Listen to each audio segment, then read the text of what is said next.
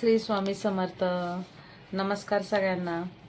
तर चला, डीमार्टला गेलो होतो आम्ही शॉपिंगला. तर त्यावेळेस आम्ही हे इप्पीचे म्हणून मॅगी पण आणली होती. तर का मुलांची इच्छा म्हणजे मॅगी पास्ता वगैरे हे खाण्याच्या आम्ही विरोधातच असतो. मुलांना शक्यतो नाहीच म्हणतो, टाळतोच आम्ही. पण कसं आहे, मुलंच आहे ते, शेवटी सारखी भाजीपोळी खाऊन खाऊन ते पण वैतागतात. मग कधी मध्ये आदलून बदलून त्यांना बदल पाहिजे असतोच.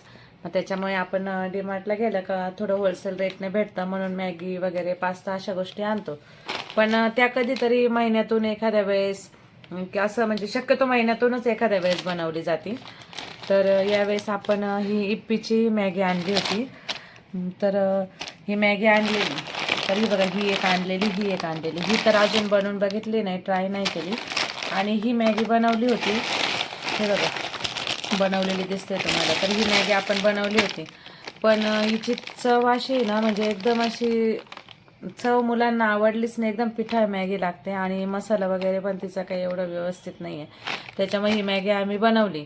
मुलांनी खूप आग्रह केला म्हणून मुलांच्या हट्टाखातर बनवली, पण त्यांनी 1-2 चमचेच खाल्ले, बाकी सगळी मॅगी वेस्ट गेली. तर मग तुम्ही पण डीमार्टमधून मॅगी वगैरे घेत असाल तर शक्यतो मी म्हणेल बघूनच घ्या, कारण की या मॅगीची तर काही टेस्ट एवढी खास नाहीच आहे.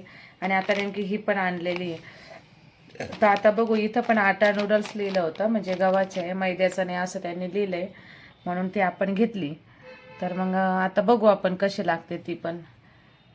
तर चला, हेच सांगायचं होतं. तुमचा पण या मॅगीच्या बाबतीत, टेस्टच्या बाबतीत तुमचा पण अनुभव असाच आहे का?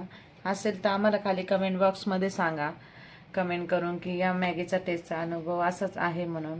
तर चला, भेटू पुन्हा एका नवीन व्हिडिओमध्ये नवीन विषयावर बोलताना.